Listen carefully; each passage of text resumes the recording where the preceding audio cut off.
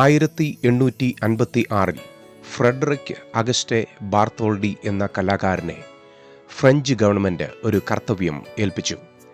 Zeus കനാലിൻ്റെ തുടക്കത്തിൽ പ്രതിഷ്ഠിക്കുവാൻ ക്രിയാത്മകമായി ഒരു ലൈറ്റ് ഹൗസ് രൂപകൽപ്പന ചെയ്യണം. ബാർത്തോൾഡി നിർമ്മാണം ആരംഭിച്ചു. വേണ്ടത്ര സാമ്പത്തികം ഇല്ലാതെയൊക്കെ താൻ അധികം കഷ്ടപ്പെട്ടു. ഏകദേശം 10 വർഷത്തോളം തൻ്റെ കഷ്ടപ്പാടിലൂടെ താൻ ഈ രൂപം പണിതുകൊണ്ടിരുന്നു. എന്നാൽ സിയൂസ് കനാൽ തുറന്നപ്പോൾ ബാർത്തോൾഡിയെ ഫ്രഞ്ച് ഗവൺമെൻറ് മറന്നുകളഞ്ഞു.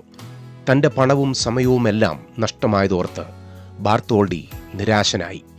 പിന്നീട് ഫ്രഞ്ച് ഗവൺമെൻറ് അമേരിക്കയ്ക്ക് ഒരു സമ്മാനം കൊടുക്കുവാൻ ആഗ്രഹിച്ചപ്പോൾ അവർ ബാർത്തോൾഡിയെ സമീപിച്ചു.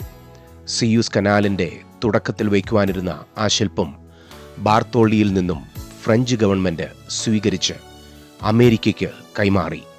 ഒരു കൈയിൽ നീതി പുസ്തകവും മറുകൈയിൽ ഒരു ടോർച്ചുമായി തല ഉയർത്തി ഇന്നും അമേരിക്കയിലെ ന്യൂയോർക്കിൽ നിൽക്കുന്ന സ്റ്റാച്യു ഓഫ് ലിബർട്ടി എന്ന 305 അടി ഉയരമുള്ള ശില്പമാണത്.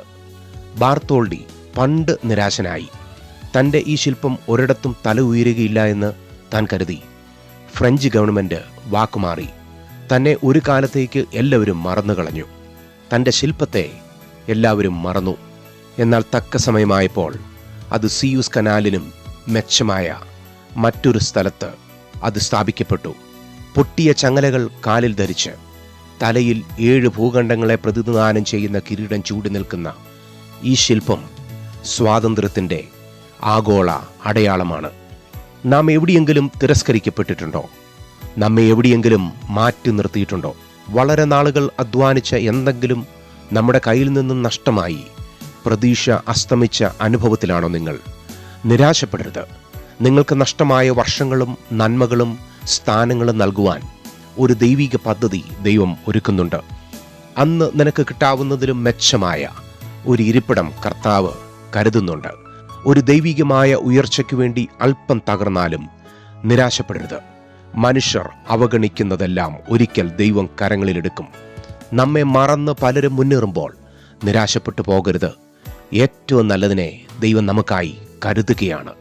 ദൈവത്തിനൊരു സമയമുണ്ട്. ദൈവത്തിനൊരു സന്ദർഭമുണ്ട്. ദൈവത്തിന് നമ്മെ പണിതുയർത്തുവാൻ ഒരു സ്ഥലമുണ്ട്.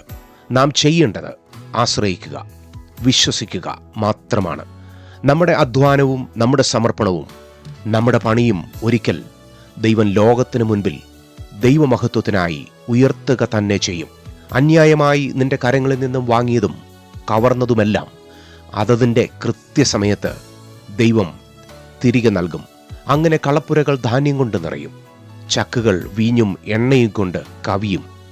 ഞാൻ നിങ്ങളുടെ ഇടയിൽ അയച്ചിരിക്കുന്ന എൻ്റെ മഹാസൈന്യമായ വെട്ടുക്കിളിയും വിട്ടിലും തുള്ളനും പച്ചപ്പുഴുവും തിന്നുകളഞ്ഞ സംവത്സരങ്ങൾക്ക് വേണ്ടി ഞാൻ നിങ്ങൾക്ക് പകരം നൽകും. നിങ്ങൾ വേണ്ടുവോളം തിന്ന് തൃപ്തരായി നിങ്ങളോട് അത്ഭുതമായി പ്രവർത്തിച്ചിരിക്കുന്ന നിങ്ങളുടെ ദൈവമായ കർത്താവിൻ്റെ നാമത്തെ സ്തുതിക്കും. എൻ്റെ ജനം ഒരു നാളും ലജ്ജിച്ചു പോകുകയുമില്ല.